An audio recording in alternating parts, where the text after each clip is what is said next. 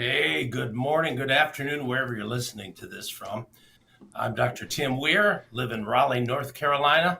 Want to thank ChiroSecure for letting me be a part of your day today. What an incredible honor and opportunity it is for me to be here. So much going on in the world today, so much going on in chiropractic, in medicine. And really, what it boils down to is all of us doing our own thing and making sure that you have the perfect practice to do that in. So I just wanted to spend today talking to you a little bit about that perfect practice and how you can make it happen wherever you're at. Not a business building thing, it's just really getting down to the basics of how you function.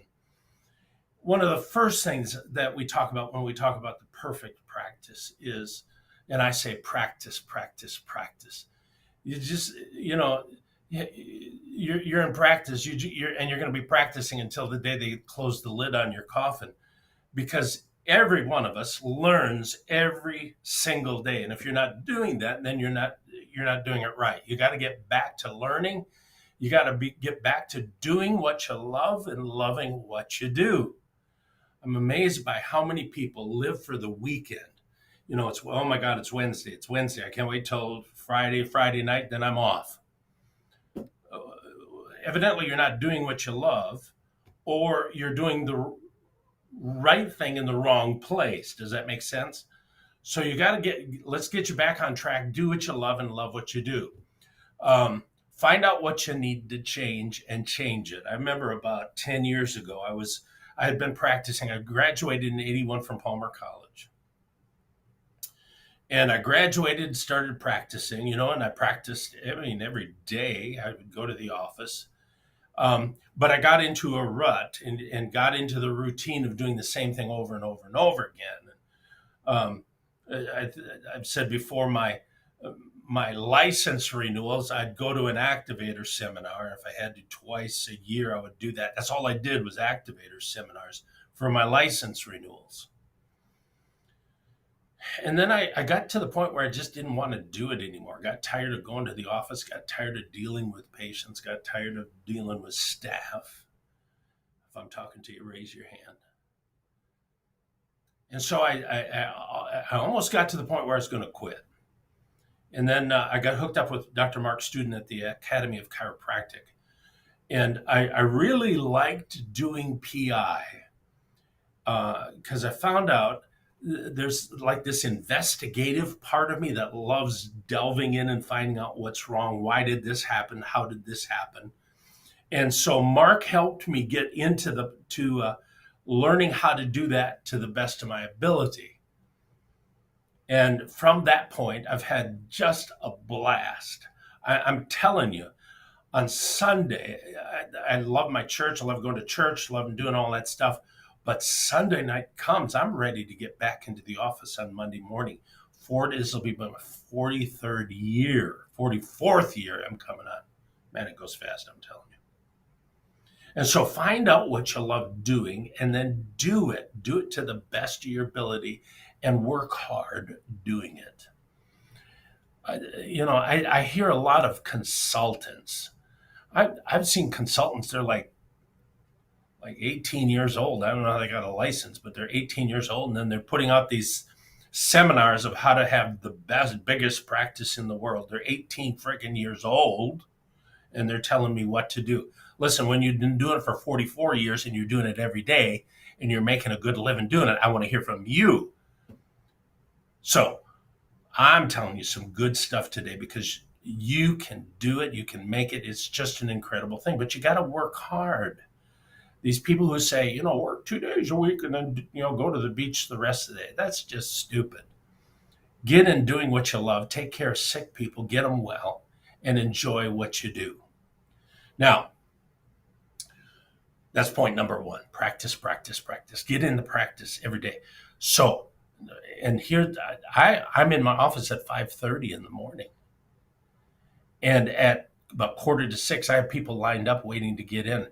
I feel like Clarence Gonstead, but no, I'm not. I just found that people like to come in early.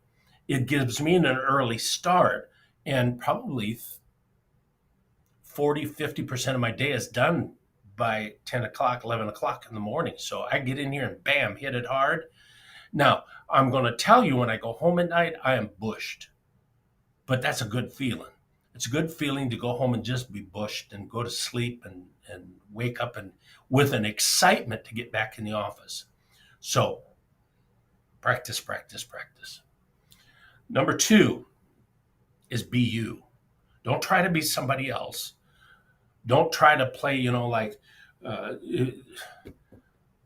just got to be you. Somebody asked my wife one time, is this what he's like all the time? Yes. I'm this way at home. I joke, I have fun, I love doing what I do. In fact, our motto for our practice, I wish I had taken a picture of it for you. It's a big wall, and it's got those that greenery stuff on it, and then our logo, our motto is in lights on that wall, and it says, "Get well, ... have fun." You got to understand, these people come to your office sometimes 5 times a week, 4 times a week, 3 times a week, whatever it is. So I try to make my office as fun as possible. Now, I joke with my patients, but they know how serious I am. They know how serious I am by the care I provide. But we have a great time in the office. Now, if that's not you, if you're skunky, you're really grumpy and everything, don't try to play. You got to be you. But if you like being light and happy, be light and happy. Play the kind of music you like in the office, because you're the one that has to sit in there so many hours a day. So play, if you love jazz, I love jazz. I was raised in gospel music. So play whatever music you want, but make sure that you're having a good time when you're there. You've got to be you. Don't forget to tell your staff what you're doing. You got to make sure. So our motto is get well, have fun. You got to make sure your staff knows your motto. If you're doing something special in the office, don't keep it to yourself. Your staff better be aware of it. Because, for example, if you put something out on social media and you're telling them you'll call the office today for a scan of the brain that's going to check whatever, and you don't tell your office, people are going to be calling your office and say, "I want the brain scan." They're going to say, "I don't know what you're talking about." You got to be so clued in. The whole staff has to be so synced in together. It's the synergistic thing. Synergy is this. If I have a horse that pulls 1,000 pounds, you would think if I had 2 horses pulling, it would pull 2,000 pounds, twice that. But the effect of synergy is, instead of pulling 1,000 pounds, those 2 horses are going to pull probably 6,000 pounds. A synergistic effect. That's what you want in your practice. You want all of you pulling in the same direction at the same time so that your practice goes through the roof. So, number 1, practice, practice, practice, making sure that you do what you love and love what you do. Number 2 is be you. Be incredible you. You are so awesome that you have, number 1, picked to be a chiropractor. We all have these incredible stories of how we got in chiropractic. Someday I'll have to come back and tell you mine. It's amazing. Number 3 is you're going to be you, but be the best you that there is. In order to do that, you're going to have to do something that I already talked to a little bit about, and that is to become educated. Warren Buffett once, somebody said, what's the most important thing you can invest in? And Warren Buffett said, the most important thing you can invest in is yourself. So you've got to invest in yourself. You've got to make sure that you're becoming the best you that you can be. In the chiropractic practice, that means becoming the best chiropractor in the whole world. So I told you about Dr. Studin, how I got involved with the Academy of Chiropractic. Because if you're going to do PI, for example, you have got to be the best of the best of the best. I mean, listen, you've got insurance companies that are spending billions, that's with a B, billions of dollars in making sure that you don't get your money. So in order to come against that, you got to make sure that you're good at what you do. And that takes a lot of time, energy, and education. You got to spend time educating yourself. Remember me and the activator, that just didn't cut it with PI. You've got to know that you know. So I have taken myself from just being a graduate of chiropractic and gone through a number of different steps and studies. For example, did a MRI qualification where I have learned how to read MRI. I found out I loved reading MRIs. I just absolutely loved it. Had never read one before in my life. I never even looked at one. I just read the report. So remind me to tell you why you need to learn how to do that. My next step was taking a fellowship, a mini fellowship in MRI. I did that through one of the professors at the SUNY, State University of New York, Buffalo School of Medicine, Jacobs School of Medicine. Wow, changed my life. I'm telling you, from that point on, I could read MRI just as good as a neuro-rad could. Now, my next steps up from that, there were a number of different steps, but then finally to become a fellow in primary spine care through the State University of New York's Buffalo Jacobs School of Medicine. Wow, it puts you on a whole different plane so that when you have to talk to somebody, you know that you know that you know. So in getting my MRI certificate and my credentials and my fellowship, it puts you on a level where you're talking to the radiologist and saying, listen, I think we missed something here. The average radiologist who is not credentialed in, for example, neuroradiology, really is bad at reading MRIs of the spine. They're terrible and they're wrong so many of the times. So if they're wrong and you don't read your own MRIs, you're going to get that MRI report and say, oh, there's nothing wrong with you, Mrs. Jones. We're just going to keep treating you, when there could be a huge disc or even cancer. I just had one with cancer just a couple weeks ago where the report came back normal. And I called the radiologist and I said, I think we missed something here. Can you take another look at this? And I always love talking to him, and I can hear, oh, that's exactly what he said. Malignant from lung, all through the spine. They missed it. So you become so good at this. So that's what you got to find out, what if it's MRI or if it's whatever you want to become good at. Please, please, please take the time to become the best that you can of that. You'll be so proud of yourself. You'll be so glad you did. I'm telling you, it takes your confidence up to another level.